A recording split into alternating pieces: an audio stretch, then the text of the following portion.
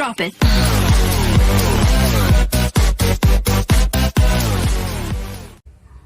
Assalamualaikum warahmatullahi wabarakatuh. Perkenalkan, nama saya Kesa Arka Nufadilah dari kelas PI2 dengan NIM 2020901046. Saya dari Fakultas Psikologi UIN Raden Fatah Palembang. Yang terhormat dosen pengampu mata kuliah Psikologi Klinis Ibu Indah Purwasi MPSI Psikolog dan teman-teman yang saya sayangi.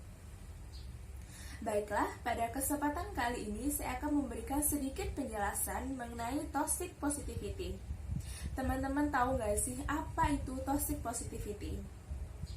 Toxic positivity adalah kondisi ketika seseorang menuntut dirinya sendiri atau orang lain untuk selalu berpikir dan bersikap positif serta menolak emosi negatif.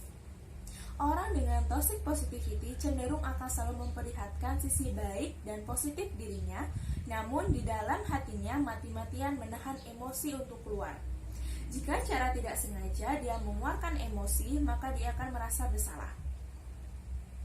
Nah, ada beberapa ciri-ciri seseorang dengan toxic positivity. Yang pertama, tidak jujur terhadap perasaan sendiri. Seseorang dengan toxic positivity cenderung sulit berdamai dengan diri sendiri.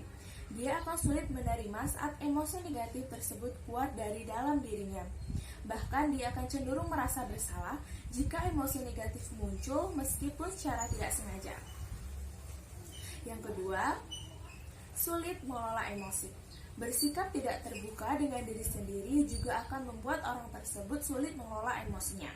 Sehingga secara batin dan jiwanya pun menjadi semakin tidak tenang, sebab emosi yang tidak terkontrol. Yang ketiga, menghindari masalah. Hal ini juga tidak tepat, sebab dalam hidup kita pasti akan menemukan permasalahan yang serupa, dan semakin sering kita menghindarinya akan membuat kita menghadapi masalah yang jauh lebih besar. Yang keempat, motivasi yang cenderung menghakimi. Memberikan sebuah motivasi seharusnya dapat membantu seseorang menjadi bangkit lagi dari keterpurukan atau bahkan menemukan solusi dari masalah, bukan justru membuat orang lain merasa terbebani. Contohnya, aku aja bisa, kamu pasti juga bisa. Yang kelima, membandingkan diri dengan yang lain.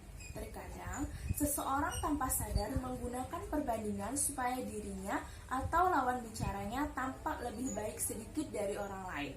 Namun, kondisi ini tampaknya tidak tepat jika diterapkan sebagai kata-kata untuk memotivasi seseorang, sebab akan membuat orang yang meminta pendapat menjadi tampak menyedihkan karena terlalu mudah menyerah dan tidak sepositif dia. Contohnya, masalah segitu mah biasa.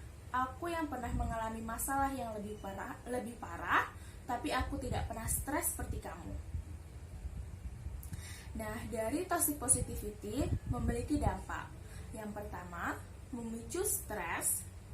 Yang kedua, anxiety. Yang ketiga, mengalami gangguan kesehatan mental. Yang keempat, merasa paling benar. Dan yang kelima, sulit untuk bersosialisasi. Maka dari itu, ada beberapa cara untuk menghindari perilaku toxic positivity. Yang pertama, cobalah mengelola emosi. Tidak selamanya menahan emosi negatif itu hal yang baik. Cobalah mengelola emosi supaya tidak tertahan di dalam hati dan menjadi penyakit.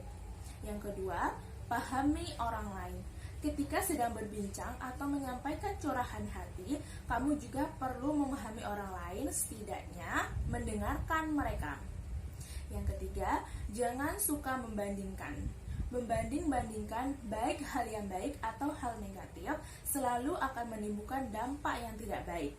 Berhentilah membandingkan diri sendiri maupun orang lain. Yang keempat, berdamai dengan diri sendiri. Sebelum mulai memahami orang lain, pahamilah diri sendiri. Sebab jika bukan dari diri sendiri yang memberi waktu dan berusaha memahaminya, maka orang lain pun tidak akan bisa. Sekian penjelasan dari saya tentang toxic positivity. Semoga bermanfaat bagi kalian semua. Terima kasih. Wassalamualaikum warahmatullahi wabarakatuh.